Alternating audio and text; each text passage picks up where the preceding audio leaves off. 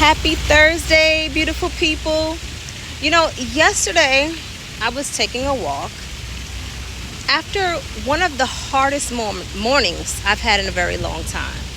I had cried into my pillow, I had poured my heart out to God.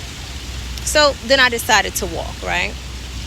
And on my way to buy some chocolate, a little gray bird just flew from behind me and brushed my shoulder. I thought, wow, that's never happened before. And on my way back, the same bird, the same shoulder. Again. Later I learned the bird was like most likely a northern mockingbird protecting its nest, right?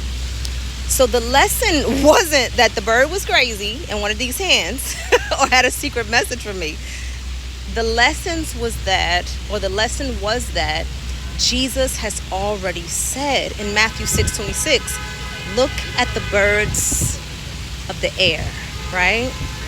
Your heavenly Father feeds them. Are you not of more value than they?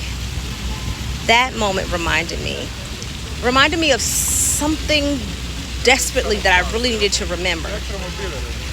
God has not forgotten me, not because of the bird, but because of his word, the word he already promised.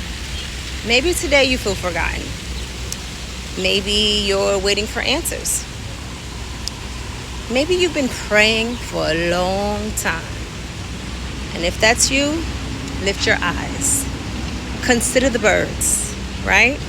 Not because they're the message. Oh no. Because they point us to the Father. And if he faithfully cares for them, he hasn't forgotten you either. God bless you.